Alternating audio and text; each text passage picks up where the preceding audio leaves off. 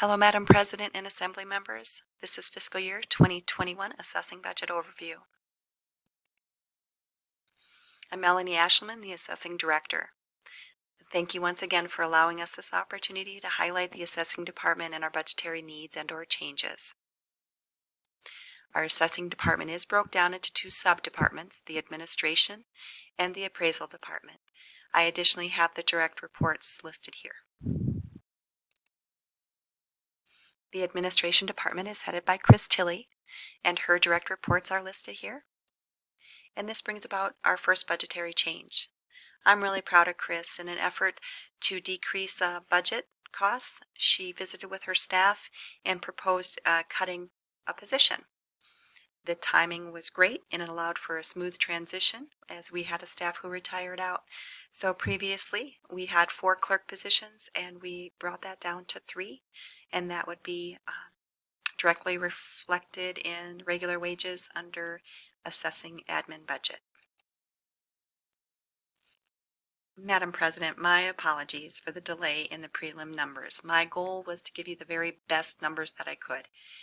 Chris does a great job at managing our numbers, and this year's prelim numbers are seen here. They did include the last 2 years of certified values for a comparative review.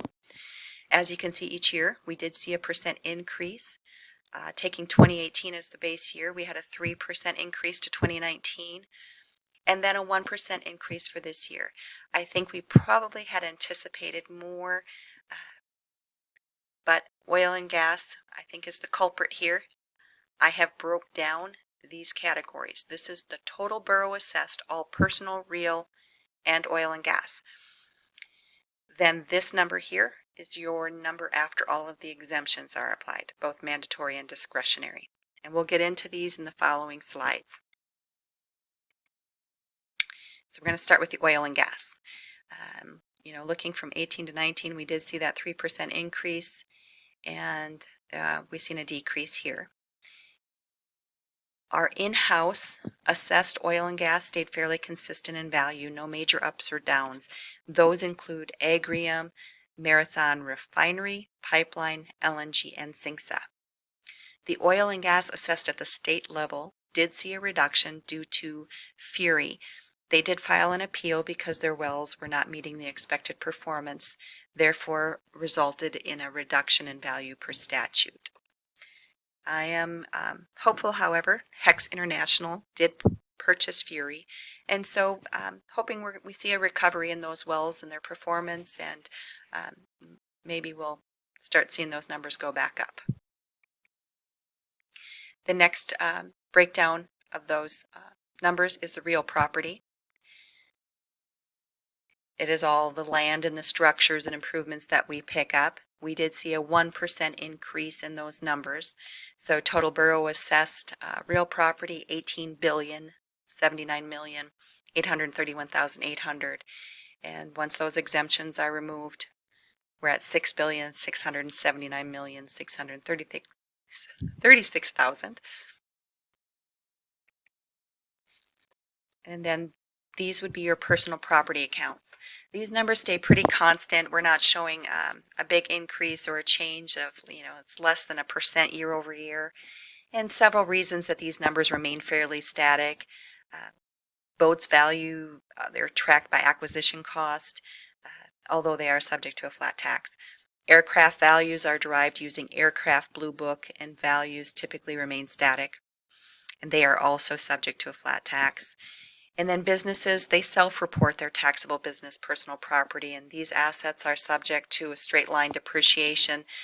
Therefore, their values remain relatively static. Okay, and then I have mentioned the exemptions. So first up are mandatory. These are set forth by the state statute and for our department to review and apply annually. The numbers represented in parentheses reflect the total 2019 current exemptions processed and managed by our department. The yellow bar is the total exempted value of the mandatory exemptions. And then, of course, as well as the mandatory exemptions, we have discretionary exemptions, and those are left to the discretion of the borough. Again, the numbers in parentheses are the 2019 actual applicants, and the yellow bar represents the total exempted value of all optional exemptions listed here. This year I broke down the values to each exemption for your review. The combined total of both mandatory and discretionary is over $11 billion. Personal and business property accounts in the borough total 7,219 accounts. And I have broke down how those are allocated here. And we do have an optional 100K on those as well, and that is $29,001,545 exempted value. Next up is the appraisal department. As you may be well aware, Dennis retired after serving as appraisal manager and serving the KPB for over 23 years. While we wish Dennis well, I'm very excited to announce Adina Wilcox accepted the appraisal manager position. I'm sure many of you know Adina. She's a true asset to the team. She's bringing years of real estate, management, and appraisal experience.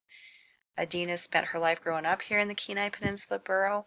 Therefore, it truly lends a strong knowledge and understanding of the needs posed to our department. And then Adina oversees the 10 direct reports, and we do have one vacancy listed here. And these are just some fun facts and kind of show where we're at and how we're comparing to market data.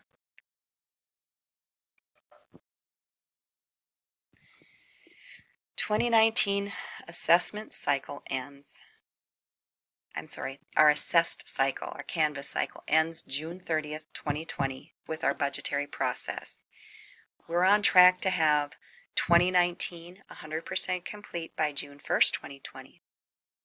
The 2020 year above runs from July 1st, 2020 to June 30th, 2021, and is the current budget we're in right now. We have plans to be moving into the 2021 year with the mobile assessor app coming up, which is also reflected in our budget. We should be seeing getting really close to that 5-year assessment cycle. As the land has been reviewed for the 2019 Canvas cycle, we did suppress the Cooper Landing land values due to the fire. The reason behind that was they received a substantial increase of 15% to their land in the prior year. And then with that fire, I just really felt we needed to suppress that for 1 year, analyze the sales. I didn't want to become overassessed on them. I really wanted to be cautious. 2020 starts our July 1st. We plan to complete Kenai, Hope, Westside, Ketchimack, and Ridgeway as scheduled. In addition, we have reallocated 2 of our technicians to aid the land appraiser. Our whole effort here is to jump into 2021 and keep working towards that goal of a 5-year Canvas cycle. The department staff complete over 2,000 year-end inspections annually, such as new construction, required inspections, unfinished structures. On top of that, we aid the planning department cover some miscellaneous land valuation parcels, single source bids, parcel splits. So aside from the Canvas cycle, for land and property, as well as the previously mentioned year-end inspections, every year, depending on the calendar year, we typically mail assessment notices as close to March 1st as possible. So typically, March 1st through March 31st is the time frame we call the informal appeals process. This is the property owner's window to call in and visit with a certified appraiser. If a owner is still unsatisfied with the value after that, and they want to go forward with a formal appeal, they must do that by the 31st and or the end of that 30-day window. During this time frame, our office takes in anywhere from 1,600 to 2,600 calls and walk-ins. Then we go and begin the formal appeal process. We go out and physically review every appealed property. Unfortunately, this year, it has posed interesting issues for our department as well with COVID-19. Since we're not able to get into the properties at this time, we're going to go forward and certify our tax rolls in June and continue our daily processes. However, BOE will be postponed out to, right now we're looking at September. And what do the appeals look like? Formal appeals received. Of course, this is our Homer year, and we're seeing a nice downward trend. We're down 61 appeals over the prior year. So despite COVID-19, we seem to be right in alignment and flowing in a nice downward trend. I'm just really proud of my staff. I think that shows our efforts and our work. And furthermore, I wanted to provide the Board of Equalization the numbers that they're looking at, your appointed BOE members, and the work that we do. The orange bar are the appeals brought before the BOE, and the red bar represents the values that we're bringing and that are upheld. So right now, this is a working number. I do believe we're going to be, less than 11 going before the BOE. This is an early study, a broad overview at best, just to see if we were seeing an impact in the real estate market due to the COVID-19. We ran this from March 15th to April 30th and captured 72 sales, borough-wide, and it resulted in a median ratio of 94%. So that's us taking the sales price and dividing it by the assessed value and taking that median. It's an indication, at this point that we're not seeing a big impact. However, that's just a small window of time.